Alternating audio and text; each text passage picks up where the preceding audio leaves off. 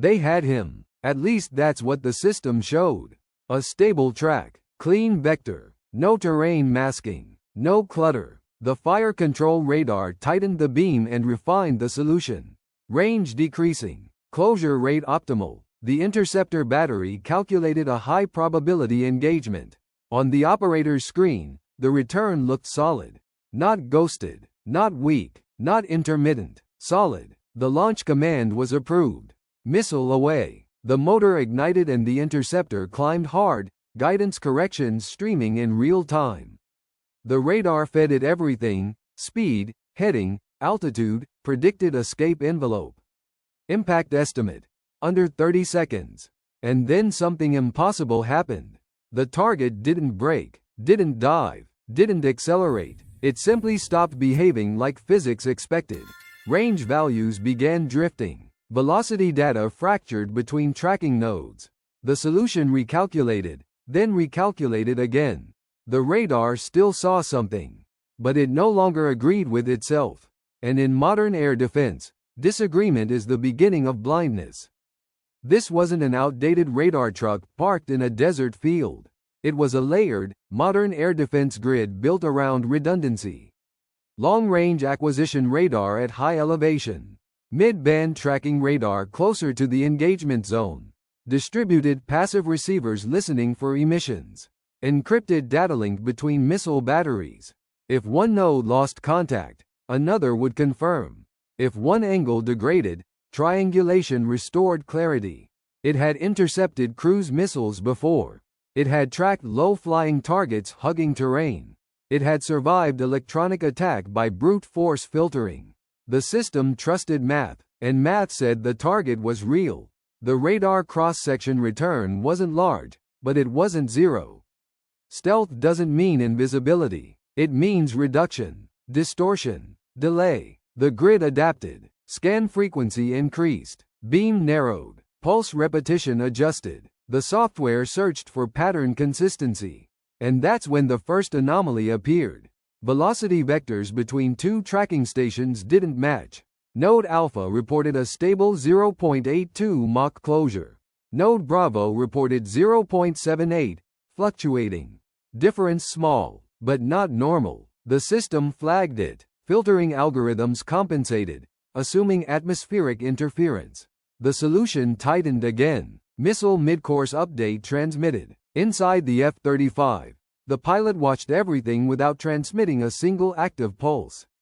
No radar spike, no jamming burst, just passive intake. Sensor fusion merged electronic emissions, low-power radar returns, and missile data link leakage into one coherent picture.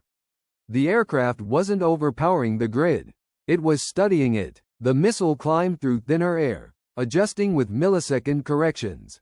From the surface perspective, everything was proceeding normally.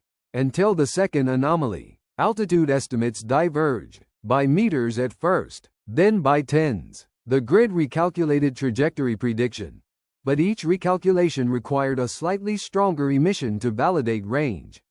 Stronger emissions meant more exposure. More exposure meant more data for the aircraft above. The F-35 shifted bank angle by less than 3 degrees. To the human eye, invisible. To the radar equation, meaningful. Reflection geometry changed just enough to create disagreement in phase return. Now 3 nodes disagreed. The missile guidance still had a track, but confidence percentage dropped from 92% to 78%. In isolation, acceptable. In combination, unstable. The air defense system increased scan aggressiveness. High-frequency refinement sweeps. Short dwell times. Rapid revisit rate. From the ground, it looked like certainty. From the cockpit, it looked like desperation. Because refinement sweeps reveal intention.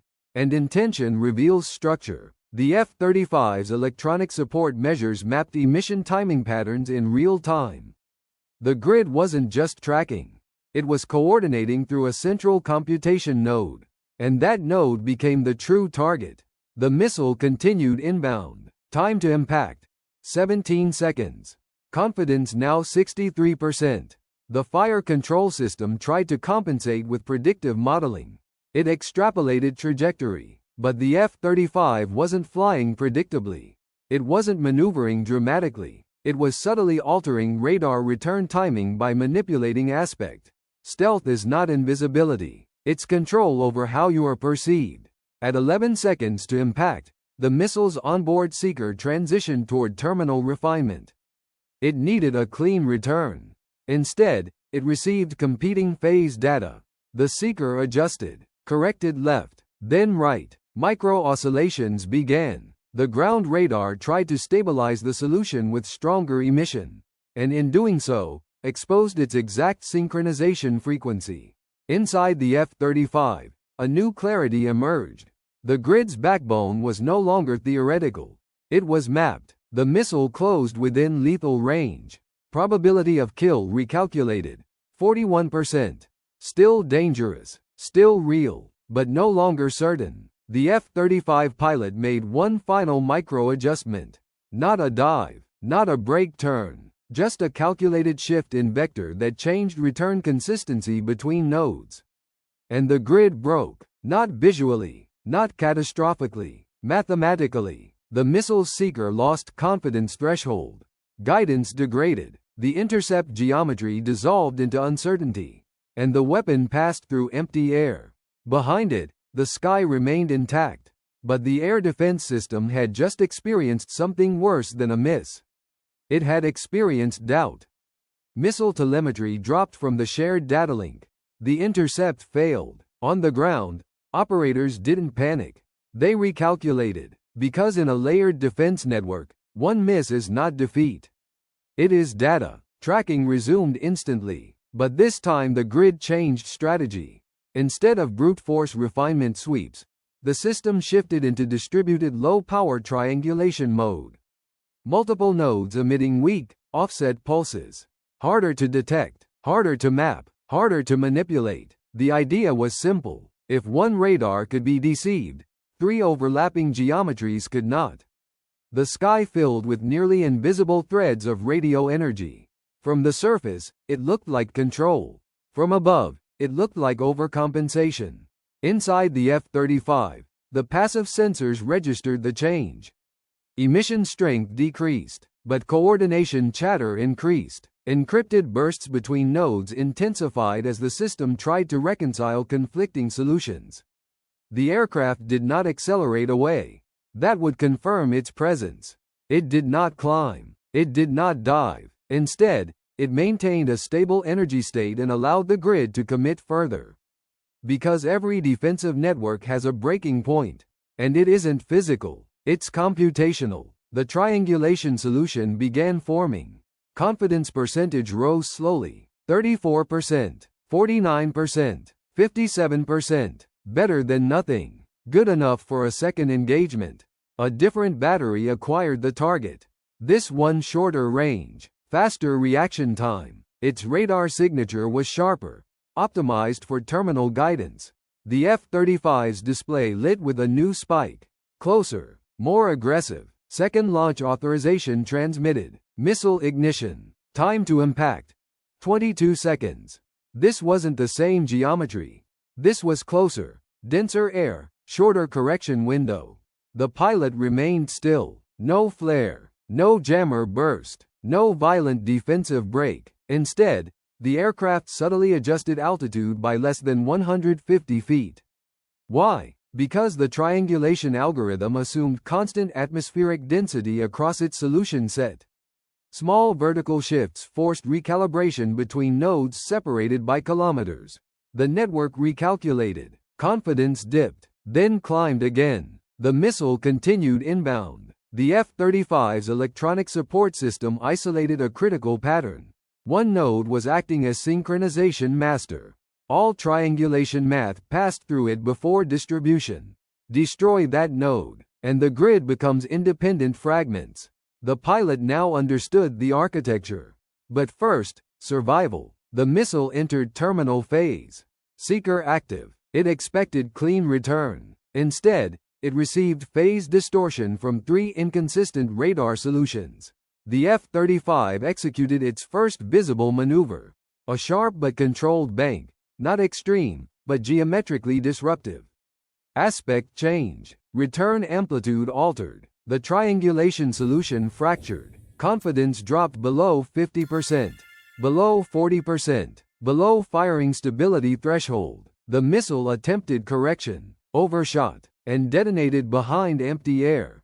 Second intercept failed. Now the operators understood. This wasn't random stealth. This was calculated interference with their map.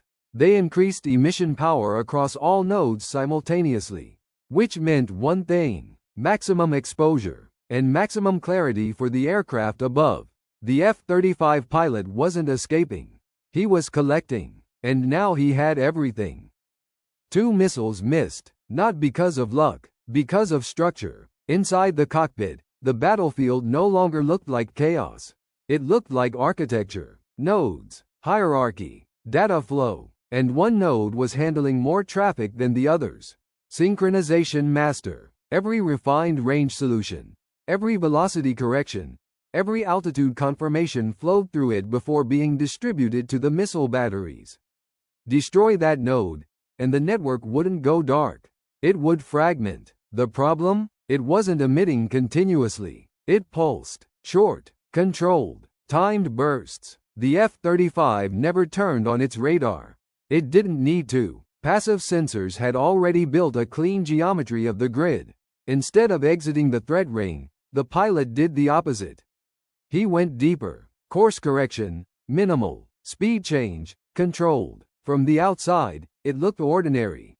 Inside the algorithms, it was disruption. 3 degrees of bank, minus 200 feet. A subtle azimuth shift. Those micro adjustments forced the network to resynchronize.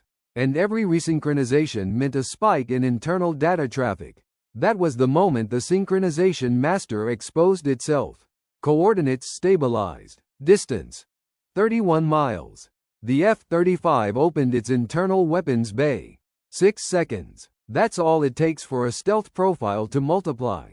Angles appear. Returns grow. The radar reacted instantly. A narrow spike. Lock stabilized for a heartbeat. Too late. Release confirmed. The glide munition separated clean. Bay doors closed. The aircraft slipped back into shadow. No rocket flare. No engine plume. Just gravity and guidance fins correcting trajectory. Below, the network tried to shift frequency. Tried to confirm geometry. But the synchronization master was already processing its final data burst. 20 seconds later, infrared spike. Then nothing. The central node vanished. The network didn't shut down. It fractured. Each radar began operating independently. No shared geometry. No unified range solution. No confidence. And in that moment, the sky became more dangerous for them than for the aircraft. Destruction creates confusion. Confusion creates panic. And panic triggers autonomous modes. The moment the synchronization node went offline, the air defense grid didn't collapse. It splintered. Independent batteries switched to local control. Fire control radars widened their sweep. Search beams intensified. Autonomous engagement logic activated. This is the phase most pilots fear. Not the strike, the exit. Because now the system is angry. And angry systems stop calculating cleanly. The F-35 remained passive. No aggressive climb. No full afterburner. No dramatic dive toward terrain. Speed creates heat. Heat creates signature. Instead, measured acceleration. Energy preserved. Angle managed. Behind him, one of the outer batteries found something. A partial return. Weak, intermittent, but enough to attempt a launch solution. The cockpit tone changed. Not a hard lock. Not yet. A tightening envelope. The missile site was trying to build range confidence from incomplete data. The F-35 adjusted altitude by less than 300 feet. Banked slightly. Shifted aspect angle. That small geometry change forced the battery to recalculate lead. And in that recalculation window, the aircraft slipped outside stable lock parameters. The launch never came. 35 miles from the destroyed node, a second radar attempted acquisition. This one more modern, faster processing, adaptive filtering. For 3 seconds, the system almost had it. The threat ring tightened. The aircraft felt present in the math. Not fully visible, but suspected. The pilot didn't jam, didn't spike, didn't react violently. He reduced throttle slightly, lowered infrared bloom, shifted to a colder atmospheric layer. Radar reflection depends on angle. Infrared tracking depends on contrast. Both were being minimized. The radar spike flickered, then broke. 40 miles. Primary threat envelope diminishing. Behind him, the grid was trying to rebuild. Nodes broadcasting new hierarchy. Backup processors attempting synchronization. But synchronization requires stability, and stability requires time. The F-35 had denied them both. Only when the aircraft crossed beyond the outermost missile envelope did the pilot transmit 2 words. Package complete. No celebration. No commentary. Just confirmation. The most dangerous part of the mission wasn't the strike. It was surviving the system after it knew it had been hit. And the aircraft had done exactly what it was built to do. It didn't overpower the defense. It made the defense doubt itself. Inside the operations center, the silence was worse than impact. When the primary radar node went offline, the first assumption wasn't strike. It was malfunction, power fluctuation, hardware fault, software desync. Because modern systems are built with redundancy, they aren't supposed to disappear. Technicians rerouted feeds. Secondary radars attempted to assume tracking authority. Missile batteries recalculated threat envelopes using partial data. But something didn't align. Range numbers didn't match. Altitude predictions drifted. Velocity vectors conflicted between nodes. The network wasn't blind. It was confused. And confusion in an air defense grid is fatal. Operators began replaying the last 30 seconds of recorded emission data. They saw micro anomalies, timing offsets, inconsistent return strength, small distortions in range calculation. Too subtle to trigger alarms. Too precise to be random. That's when the realization began to form. They hadn't been attacked loudly. They had been studied, shaped, manipulated. The aircraft hadn't just avoided detection. It had influenced the math. By the time the strike occurred, the grid had already been destabilized. The bomb didn't destroy the system. It removed the anchor. Without the mobile coordination node, individual radars operated independently. And independent systems don't agree fast enough in combat conditions. One battery attempted to re-establish full power search mode. Emission spike increased dramatically. But high-power beams expose location. And now, with one node destroyed, the others hesitated. Should they radiate at maximum? Or preserve survivability? That hesitation cost them minutes. Minutes in which the aircraft had already exited. Satellite review at dawn would later confirm the damage. The mobile radar truck destroyed. Secondary communication vehicle disabled. Backup mast partially collapsed. The network would recover. Eventually, but not that night, and not before follow-on aircraft used the temporary corridor. In modern warfare, the most devastating strike isn't the one that explodes the loudest. It's the one that removes coordination. Air defense networks depend on shared awareness, shared timing, shared targeting logic. Remove synchronization, and even advanced systems become fragmented. On paper, the defense grid was still operational. In reality, it had been fractured. The operators didn't know exactly what aircraft had done it. They had no clear radar picture, no confirmed track, no clean engagement recording, just gaps, disagreements, and a silent section of sky where something had been, and then wasn't. By sunrise, classified reports would describe the event in neutral language. Unexpected signal degradation, localized emitter failure, temporary coordination loss. But inside the room, the truth was simpler. They had sensed something, tried to lock it, and then it vanished, while still inside their engagement envelope. The strike didn't just remove hardware. It exposed vulnerability. And in air defense doctrine, vulnerability spreads faster than fire.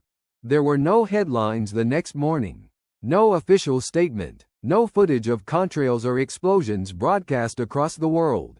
Just a quiet satellite image showing a darkened patch of ground where a radar truck had once stood. Just a small gap in an air defense grid that had believed itself untouchable. The F-35 landed before dawn. The ground crew saw nothing unusual.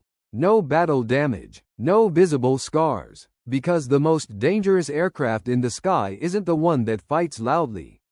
It's the one that changes the battlefield without ever being confirmed. They locked onto something that night. For a few seconds, they thought they had it. Then their radar cleared the sky. And one signal stayed.